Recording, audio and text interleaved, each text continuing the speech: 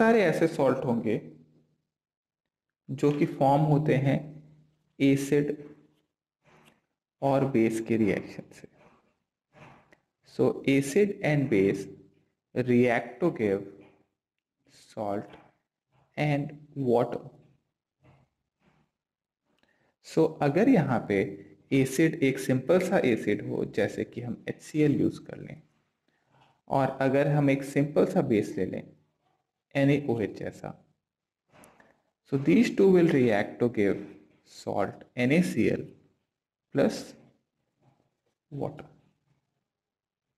Now NaCl जो बना ये एक सिंपल सॉल्ट है। सिंपल सॉल्ट इसलिए है क्योंकि यहां पे एक कैटायन है और एक एनायन है। अगर दो कैटायन या दो एनायन होते तो उस केस में हम देखते that it would have been a double salt.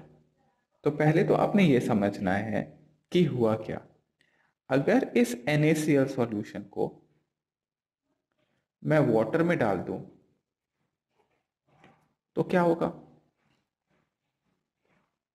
तो NaCl वाटर में डालने पे आयोनाइज हो जाएगा to give Na plus Cl minus ion. This will be Na plus aqueous and Cl minus aqueous. तो मुझे एक कैटायन और एक एनायन मिल रहा है। अगर मैं यहां पे चाहूं कि क्यों ना मैं इस सॉल्यूशन में टेस्ट ऑफ Na प्लस देख लूं, तो टेस्ट ऑफ Na प्लस मुझे यहां पे पॉजिटिव मिल जाएगा। सिमिलरली अगर मैं यहां पे टेस्ट करूं टेस्ट ऑफ Cl माइनस, तो वो भी मुझे पॉजिटिव मिल जाएगा क्योंकि सॉल्यूशन के अंदर में Na प्लस और Cl माइनस है। आप टेस्ट कैसे करोगे। तो टेस्ट करने के लिए आपने करना यह है कि आप कोई भी कॉलिगेटिव प्रॉपर्टी यूज कर सकते हो। पहले तो कॉलिगेटिव प्रॉपर्टी यूज कर सकते हो।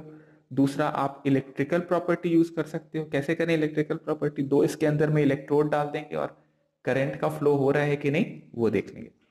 तो कॉलिगेटिव प्रॉपर्टी में आप क्या करते थे।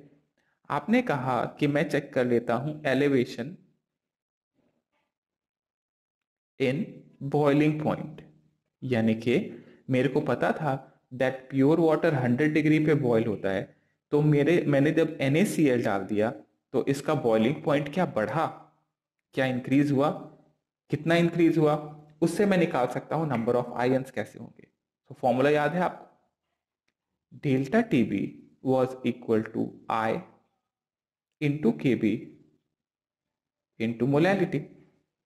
तो अगर मैं डेल्टा TB को एक्सपेरिमेंटली निकाल लूं कितना इंक्रीज हुआ बॉइलिंग पॉइंट में, KB मुझे पहले से पता है और मोलैलिटी आपको पहले से पता था, तो आप आई निकाल सकते हो, यानी कि कितने आयंस मिल रहे हैं। आई क्या था, आई था went half factor, that is 1 plus n-1 into alpha. तो अगर हम दो आयन मान के चल रहे हैं तो 2-1 इंटू एल्फा ये हो जाएगा आई। यहां से हम जो निकाल सकते हैं। तो सिंपल सॉल्ट के केस में हम देखते हैं एक कैटायन और एक एनायन वाला केस यहां पे आ रहा होता है। नाउ ऐसा हो सकता है कि सॉल्ट कुछ अलग तरीके से भी बिहेव करे। जैसे कि देखो जरा,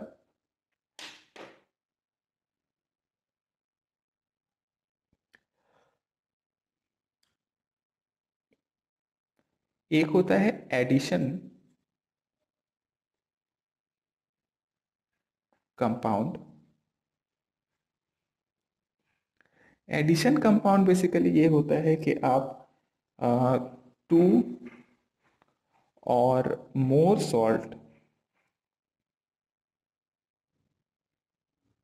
of stable salt are joined in stoichiometric amount joint in stoichiometric amount. जैसे कि अगर आप ऐड कर दें K2SO4 plus Al2SO4 thrice plus 24H2O, तो हमें मिल जाएगा K2SO4 dot Al2SO4 thrice dot 24H2O। ये जो सॉल्ट मिल रहा है इसको हम बोलते हैं पोटैश एलम।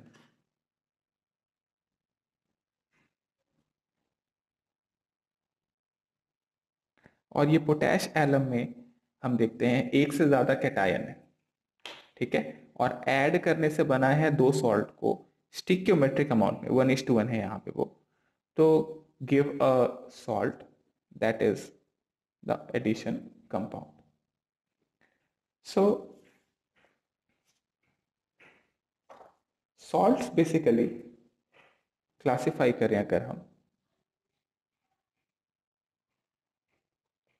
सॉल्ट्स तीन तरीके से क्लासिफाई होते हैं। एक होता है सिंपल सॉल्ट, एक होता है डबल सॉल्ट, और तीसरा होता है कॉम्प्लेक्स सॉल्ट। सो अच्छा, एक और आप चाहो तो यहाँ पे क्लासिफाई कर सकते हो, मिक्स्ड सॉल्ट। एक एक करके आप चाहें तो लिख सकते हैं। तो पहला है हमारे पास सिंपल सॉल्ट।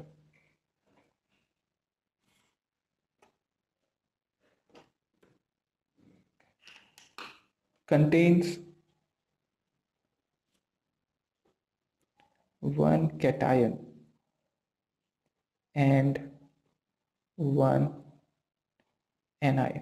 सिंपल, NaCl जैसा हो सकता है,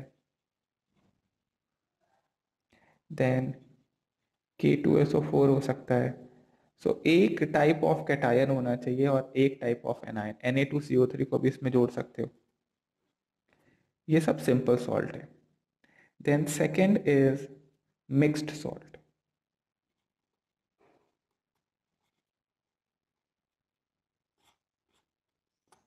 mixed salt contains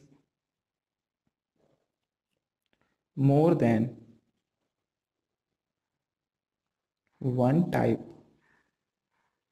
of positive ion or more than one type of negative ion. For example, Na, NH4, HPO4 dot 4H2O। इसमें देखिए कैटायन Na प्लस है, NH4 प्लस, दो तरीके के कैटायन यहाँ पे देखने को मिल रहे हैं। एक और एग्जांपल इसमें है काफी फेमस, CaOCl Cl। ये जो कंपाउंड मैंने बनाया है दिस इज ब्लीचिंग पाउडर। इस ब्लीचिंग पाउडर में कैल्शियम +2 है, OCl माइनस है एंड Cl माइनस, यानी कि दो तरीके के यहाँ पे एनायन देखने को मिलेंगे आपको ब्लीचिंग पाउडर में, OCl माइनस है, Cl minus.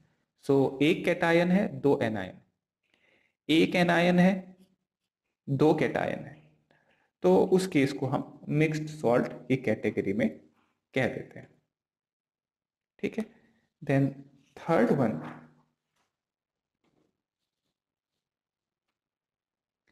Is double salt.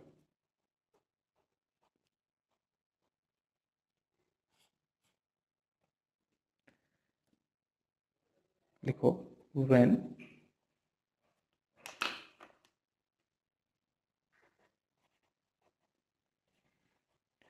two simple salts are mixed in appropriate stoichiometric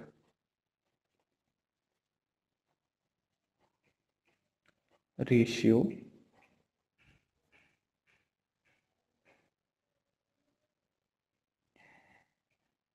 and then evaporated to get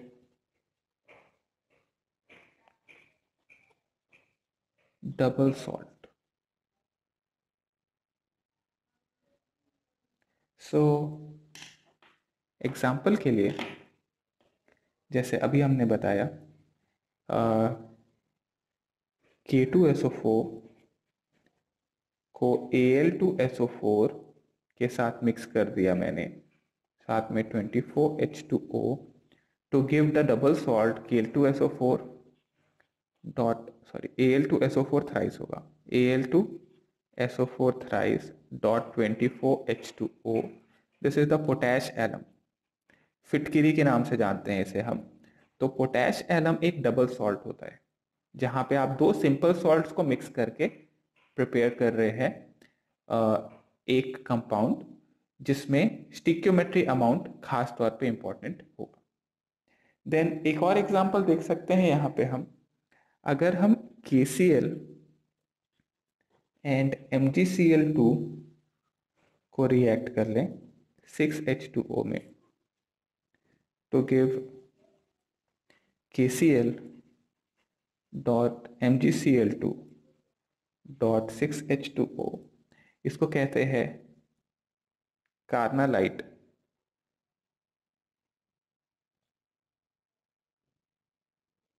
this is also a double salt. Okay, carnallite C से शुरू होता है। Okay, then fourth one is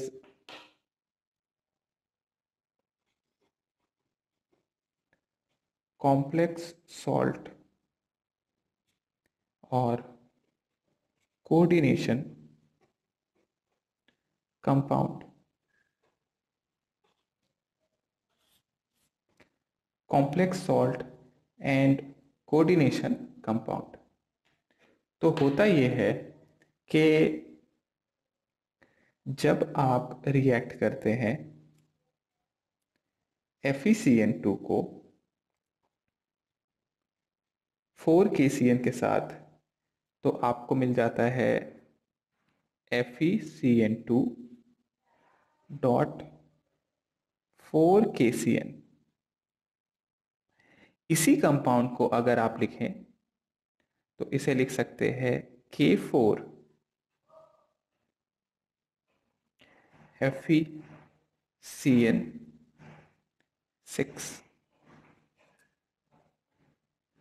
aqueous. ऐसे लिखने का एक कारण है, जब आप K4 FeCN6 को वाटर में डालोगे तो वाटर में आयोनाइज कैसे होना है। अगर ये कंपाउंड होता तो ये आयोनाइज होने के बाद Fe+2 आता, Cn- आता, K+ आता, सारी चीजें आती। बट एक्चुअल में जब आप K4 FeCN6 को वाटर में डालोगे तो आपको जो कंपाउंड मिलता है वो आता है 4K+ aqueous plus FeCN6 4- aqueous. सो इससे ये क्लियर हुआ कि ये FeCN6 4- ये पूरा का पूरा जो स्क्वायर ब्रैकेट में रखा हुआ है वो पूरा का पूरा हिस्सा टूट नहीं रहा।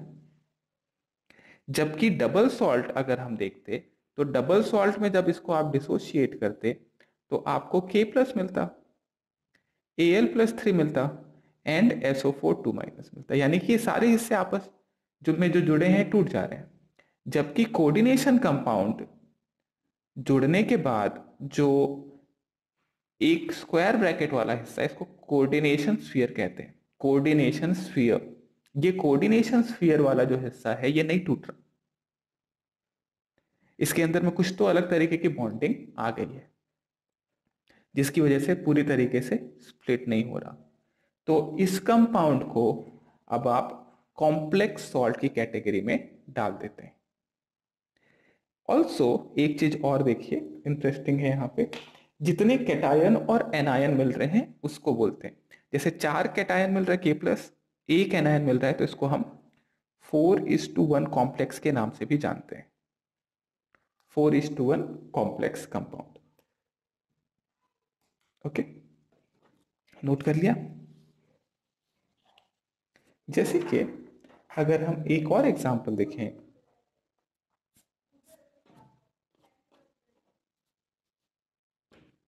एक और एग्जांपल देखो, अगर हमारे पास है CONH3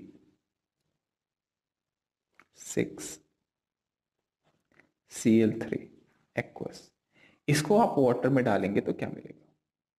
तो जब आप इसे वाटर में डालेंगे तो आपको मिलता है CONH3 6। अब देखिए Cl के ऊपर तो -1 आएगा, तो क्योंकि यहाँ पे -1 आएगा Cl के ऊपर, तो इस पूरे के ऊपर में आ जाएगा कॉम्प्लेक्स के ऊपर +3 चार्ज बैलेंस याद है। अब क्योंकि यहाँ पे 1 कैटायन और 3 एनायन मिल रहा है, तो आप इसको बोल सकते हैं 1:3 कॉम्प्लेक्स।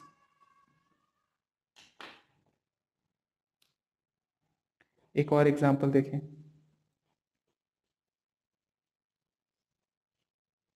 CONH3 4SO4, इसको अगर हम आयोनाइज करें वाटर में डालने के बाद तो क्या मिलेगा? क्या कॉम्प्लेक्स मिलेगा? सो हमें मिलेगा CONH3 4+2, साथ में SO4 2-। आप चाहें तो सब में एक्वस लगा सकते हैं। अब देखिए, 1 कैटायन और 1 एनायन मिल रहा है, तो इस कॉम्प्लेक्स का नाम क्या होगा? This is 1:1 complex. एक और एग्जांपल नोट कर लो, अगर हम एग्जांपल देखें K3 FeCl6 का, K3 FeCl6 का, सो ऑन डिसोसिएशन या आयोनाइजेशन बोलना चाहिए, we get 3K+ aqueous plus FeCl6 3- aqueous. So this is a 3:1 complex.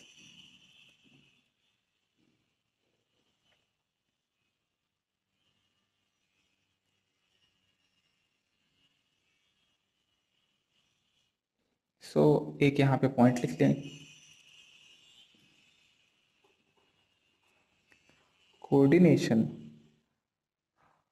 compounds are also acid base adduct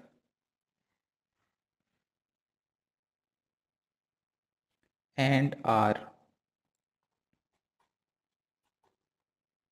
frequently called complex, or if charged then complex ion. So coordination compound को complex compound भी कहते हैं, अगर ionic form में है तो complex ion कहते हैं। दूसरी बात, 1:1, 2:1, 3:1, दिस टर्मिनोलॉजी जो है रेशियो वाला बताने का, is used in in questions या प्रॉब्लम्स, तो ये हमको ध्यान रखना है। प्रॉब्लम्स में कई बार इसी फॉर्म में जो रेशियो है वो दिया हुआ हो सकता है। फाइन।